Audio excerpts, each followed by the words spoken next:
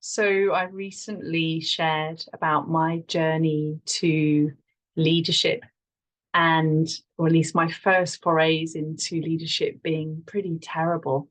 Um, and I alluded to the fact that I had lots of things to learn on that journey, but there was something that stopped me, even after learning those skills, from being visible. So rather than writing about this today, I'm making you a video because, well, it's about visibility. So, what was it that was still stopping me from showing up as who I am, being visible, speaking up? What it was, and it took me a long time to learn about this, was my mind, my ego mind that was comparing, was making up stories about how I might be not as good as, or sometimes how I thought I was better than other people. That voice of judgment on the inside that I wasn't fully conscious of, and I was definitely not fully conscious of how much it was getting in my way. Learning about that was the most powerful step that helped me to get really comfortable with being visible and vulnerable and authentically me. So you've heard the word ego, but it's so misused. We tend, oh, so and so's got a big ego.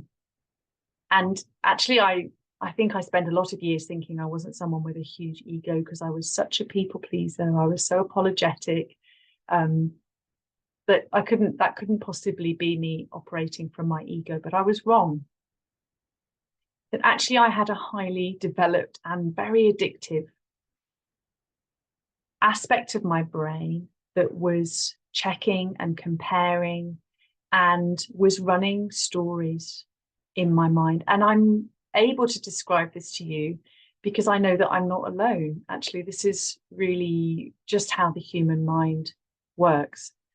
But what I hadn't connected to when I started to really cultivate this awareness of my ego mind was how sabotaging the experience of all that comparing and all that thinking that I needed to be better than, or that I was better than, or that I would never be as good as, was really impacting my ability to just be. And there's a really simple comparison. If a daffodil comes up in the springtime, it doesn't worry about whether it's better than the daffodil to the right or the left, or what people are saying about it. It just is, and it brings value. It's so brilliant to see a daffodil at the beginning of spring. The colors are amazing. They bring joy and relief and a sense that springtime is coming, and then it's gone again. But as humans, we have this ridiculously complicated brain that over functions in making up all of these stories that ultimately are really unhelpful. But you can't fight your ego mind. So what can you do? Awareness is the most important step. As soon as you start to notice, oh, I'm telling myself I'm better than, or I'm worse than, or I'm judging, or I'm comparing, or my mind is running a story. It's like I'm having a conversation in my mind about what might happen or what should have happened. When you notice those things, when you bring it into conscious awareness, it immediately takes the power out of the ego. So you don't need to spend time trying to get rid of your ego, but awareness is remarkably helpful, remarkably helpful. And I really just didn't, I knew that mindfulness was a good idea. It took me a long time to feel really comfortable in my own skin, to move towards that experience of just being rather than tangling myself up in knots. And I have to work at it. I'm telling you now because I'm able to give a name to this in order to help you, but I'm not telling you that I'm an expert.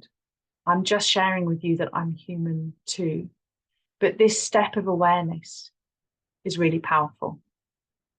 So if you're struggling with visibility, with showing your face in the boardroom, at work, speaking up, putting your photo on social media as part of your business, then I really encourage you to think about what's the story or the comparison that your ego mind is making up, and bring it into awareness. Just get it out, put it on the table in front of you.